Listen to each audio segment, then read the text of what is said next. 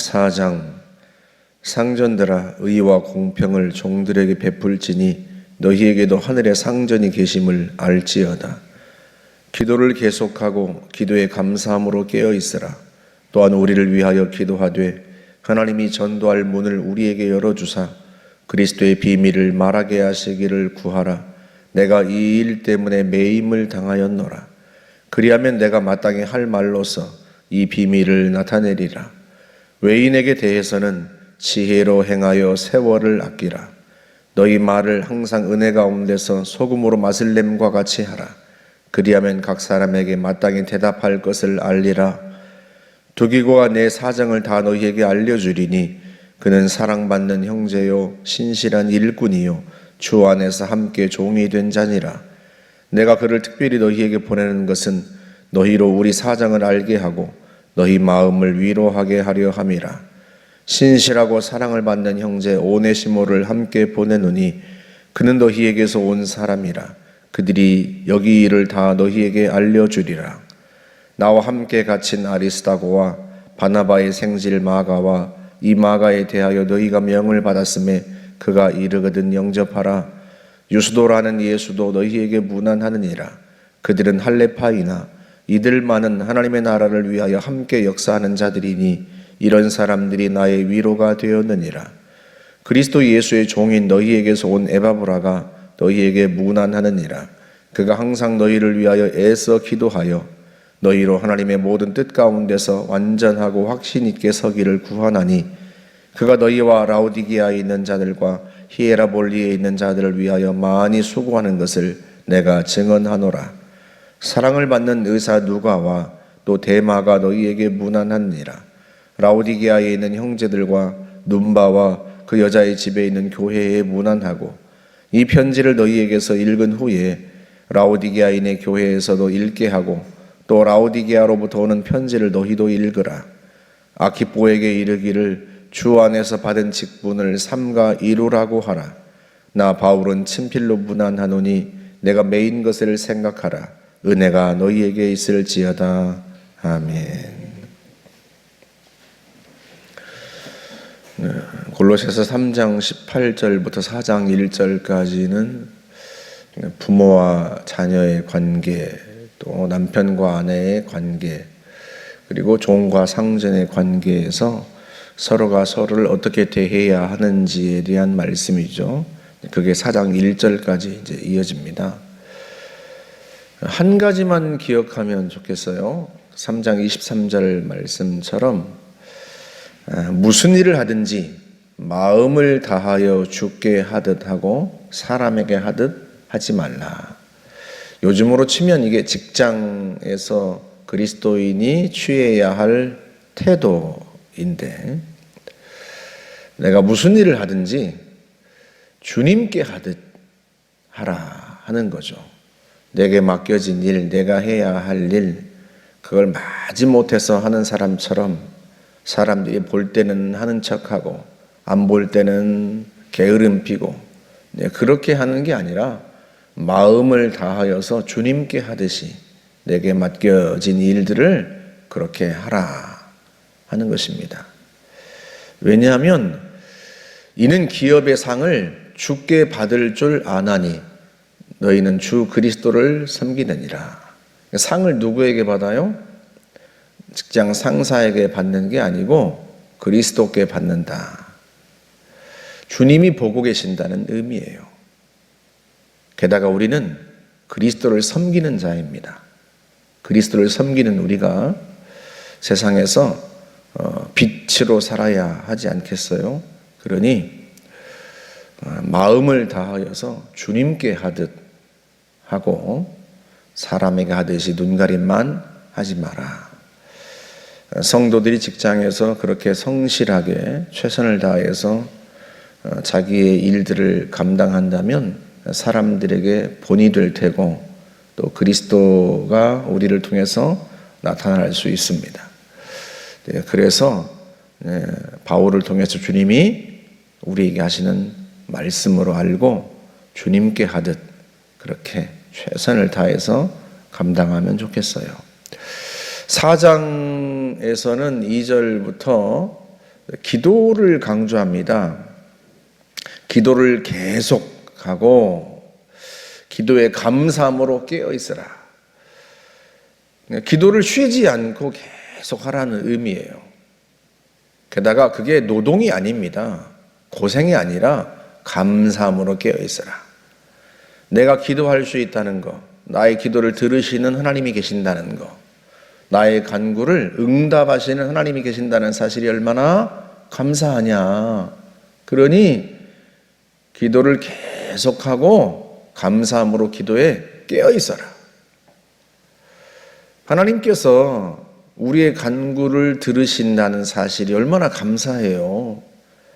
내가 내 능력 이상의 삶을 살아갈 수 있도록 나를 도우시는 하나님이 계신다고 하는 사실, 내가 직장 속에서 모든 일을 주님께 하듯이 할 수 있도록 도우시는 하나님이 계신다고 하는 이 사실이 얼마나 감사합니까? 그러니 기도에 감사함으로 깨어 있어라 하고 말씀을 하는 거죠. 그러면서 바울이 자기를 위해서도 기도를 부탁하죠. 또한 우리를 위하여 기도하되 무엇을 부탁합니까?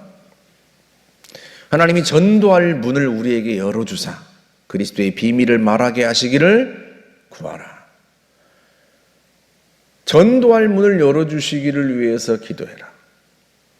전도할 문을 열어주시면 내가 그리스도의 비밀을 내가 담대히 말할 테니까 나를 위하여서 우리를 위하여서는 그렇게 기도해라. 내가 이 일 때문에 매임을 당하였노라. 그리하면 내가 담대히 마땅히 할 말로써 이 비밀을 나타내리라 하고 말씀을 합니다. 그럼 바울은요, 전도하는 건, 복음을 전하는 건 이게 기도로서 된다는 사실을 체험적으로 알고 있는 사람이에요. 여러분 2차 전도 여행 때 빌립보에서 복음을 전하다가 매를 맞고 감옥에 갇히죠. 그때 감옥에 갇혀서도 바울이 기도를 합니다. 사도행전 16장 25절에 보면 한밤중에 바울과 실라가 기도하고 하나님을 찬송하며 죄수들이 듣더라. 그리고 복음을 전하다가 매를 맞고 억울하게 감옥에 갇혔는데도요, 거기서도 기도하고 찬송을 합니다. 그러자 갑자기 지진이 나고 옥터가 흔들리고 옥문이 다 열립니다. 간수가 잠을 자다가 깨어서, 지진이 나니까 깨어서 보니까 옥문이 다 열렸어요. 그래서 죄수들이 도망간 줄 알고 자결하려고 하자 바울이 크게 외치죠. 우리가 다 여기 있다. 멈춰라. 그러자 그 간수가 달려와서 바울과 실라 앞에 엎드려서 이야기합니다. 외칩니다. 선생이여, 내가 어떻게 하여야 구원을 받으리까? 그때 바울이 그에게 권면합니다. 사도행전 16장 31절의 말씀, 주 예수를 믿으라. 그리하면 너와 네 집이 구원을 받으리라 하고 주의 말씀을 그 사람과 그 집에 있는 모든 사람에게 전하더라. 여러분, 이 일이 간수에게 그리고 그 집안 사람들에게 주님의 말씀을, 복음을 전할 수 있는 그 문이 어떻게 열렸어요? 바울이 그 감옥에서 기도하고 찬송할 때 하나님이 역사하신 거예요. 근데 바울은요, 체험적으로 알아요. 기도하면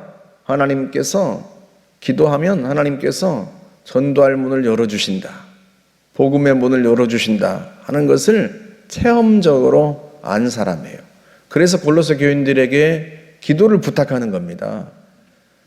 우리를 위해서 기도하되 하나님이 전도할 문을 우리에게 열어주셔서 그리스도의 비밀을 우리가 말할 수 있도록 그렇게 기도해라 하고 간구하는 거죠. 부탁하는 거죠. 여러분, 골로새 교회 성도들에게만 부탁하는 게 아니죠. 이미 에베소서 우리가 보았습니다만 에베소 교회 성도들에게도 동일한 부탁을 했습니다. 에베소서 6장 19절에서 또한 나를 위하여 구할 것은 하고 자기를 위해서 기도 부탁을 했는데 뭐라고 기도 부탁을 했어요? 내게 말씀을 주사 나로 입을 열어 복음의 비밀을 담대하게 알리게 하옵소서 할 것이니. 하나님이 말씀을 주셔서 바울로 하여금 입을 열어서 복음의 비밀을 담대하게 알리도록 그렇게 나를 위하여서 기도해라, 구하여라 하고 부탁했어요. 여러분, 오늘날도 마찬가지입니다. 여러분들이 담임 목사를 위해서 또 목회자들을 위해서 기도할 것은요, 하나님이 말씀을 주시기를 기도해야 돼요. 전도자들에게 전도할 문을 열어주시기를 기도해야 돼요.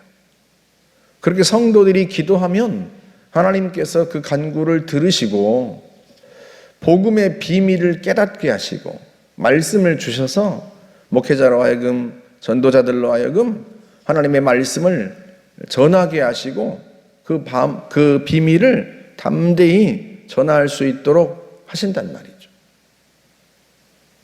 그래서 성도들이 내가 말씀을 통해서 은혜를 받기를 원하고 또 많은 사람들이 구원받기를 원한다면 복음 전파를 위한 메시지를 위한 기도를 끊임없이 해야 합니다. 목사님이 알아서 기도하시겠지 이렇게 생각하시면 곤란하고 성도들이 바울이 자기를 위해서 기도를 부탁할 때 기도하듯이 그렇게 우리도 오늘날 동일하게 하나님 앞에 말씀을 전하는 사람들을 전도자들을 위해서 기도해야 돼요. 그러면 그 기도를 들으시고 하나님이 문을 여시고 또 말씀을 주시고 그렇게 역사하시는 거죠. 그리고 바울이 이제 이어서 말씀을 합니다. 외인들에 대해서는 지혜로 행하여 세월을 아끼라. 여러분, 이 말씀은 우리가 에베소서에서도 똑같이 보았죠. 에베소서 5장 16절에서도 오직 지혜 있는 자같이 행하여 지혜 있는 자같이 하여 세월을 아끼라. 때가 악하니라. 여러분이 세월을 아끼라는 말을 어떻게 바꿔 쓸 수 있다고 그랬죠? 기회를 사라. 그렇게 바꿔 쓸 수 있다고 그랬죠.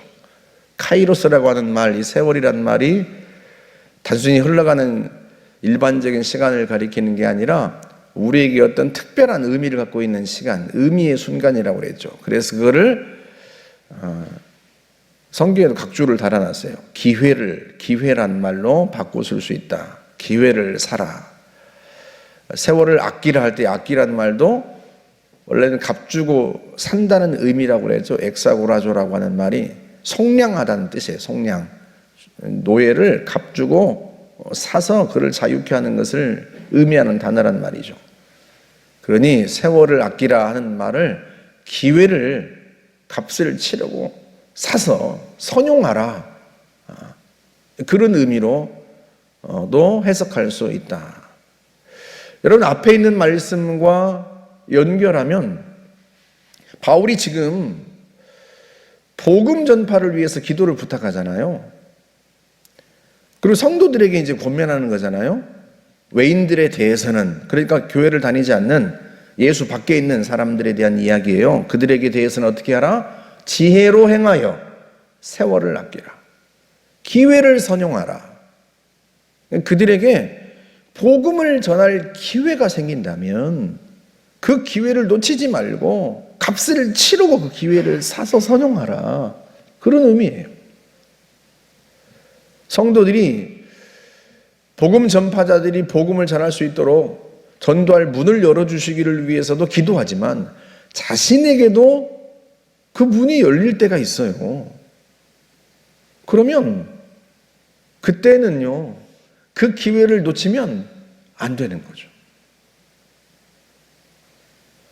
그러기 위해서 그 다음 절 6절에서 말씀하죠. 너희 말을 어떻게? 항상 은혜 가운데서 소금으로 맛을 냄과 같이 하라. 그리하면 각 사람에게 마땅히 대답할 것을 알게 될 것이다. 평소에 어떻게 하라? 항상 은혜 가운데서 말을 해라. 어떻게? 마치 소금으로 맛을 내는 것처럼. 음식을 하고 소금을 쳐서 간을 맞추잖아요. 맛있게 하잖아요. 먹을 만하게 하잖아요. 말을 그렇게 하라는 거예요, 항상. 그럼 당연히 여러분 맛깔 있는 맛있는 음식을 이렇게 대하면 먹고 싶잖아요. 계속 그 음식을 다음에도 생각나고. 그런 것처럼 은혜롭게 말하는 사람을 만나면요, 그 사람을 또 만나고 싶고 그런단 말이에요. 그러면 복음을 전할 기회가 생기는 거예요. 그래서 성도는요, 항상 하나님이 나에게 복음의 문을 열어주실 수 있다는 생각을 하고, 이 바울의 표현처럼 소금으로 맛을 내는 것처럼 맛깔스럽게 그렇게 은혜롭게 말을 해야 돼요. 항상 다른 사람을 흉보고 뒷담화하고 음담패설 그리고 욕, 이런 말은 일체하면 안 됩니다, 여러분. 아유, 저 사람은 내가 두 번 다시 만나고 싶지 않다, 이런 생각이 들게 만들면 안 돼요. 그러니까 내가 항상 말을 할 때 위로가 되고 격려가 되고 또 은혜가 되는 말들을 하도록 우리가 훈련을 해야 돼요.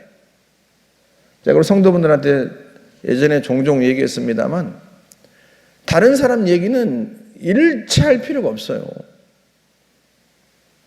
그 왜 다른 사람 흉을 봅니까? 직장에서도 그렇고 어디에서도 그렇고요. 물론 나에게 까다롭게 하는 직장 상사가 있을 수 있고, 그래서 동료들과 만나면 그 직장 상사에 대해서 뒷담화할 수 있죠. 그러나 오늘 본문의 말씀에 따르면 하지 말라는 거예요. 왜? 내가 누군가에게 복음을 전할 기회가 생기는데, 그러기 위해서라면, 그러기 위해서는 더더욱 다른 사람을 흉보고 그리고 또 비난하는 말, 안 좋은 말, 듣기 거북한 말, 이런 말은요, 내 입에서 없애버려야 돼요.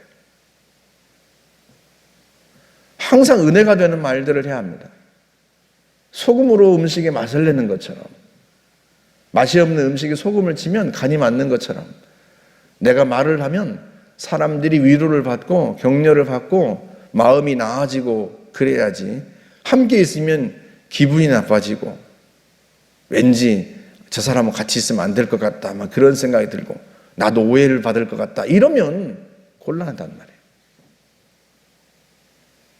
그래서 여러분, 성도는 우리가 주님의 말씀을 항상 기억하고 살아야 돼요. 빛의 자녀들처럼 행하라 하는 말씀.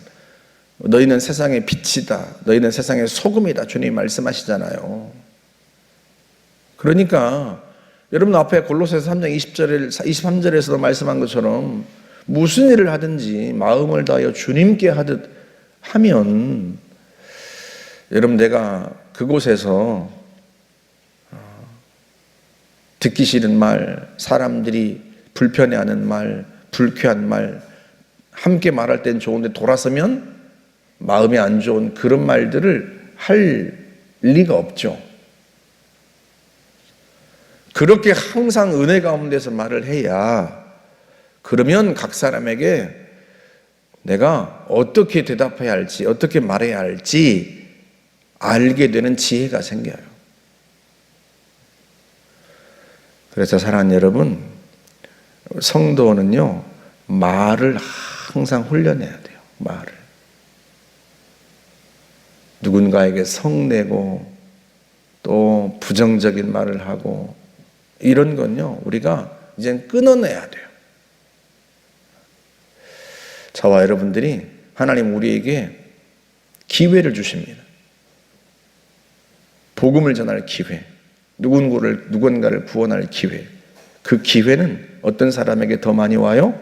항상 은혜롭게 말하는 사람, 소금으로 맛을 내는 것처럼 말하는 사람, 그런 사람에게 기회가 오고요. 그 기회가 올 때 하나님께서 어떻게 말해야 할지도 알게 하세요. 저와 여러분들이 복음 전파를 위해서 늘 기도하고 말씀을 위해서 기도하고 우리 자신에게도 하나님이 그 기회의 문이 열릴 수 있도록 항상 말을 훈련하시기를 주님의 이름으로 축복합니다. 함께 기도하겠습니다. 좋으신 하나님 감사합니다.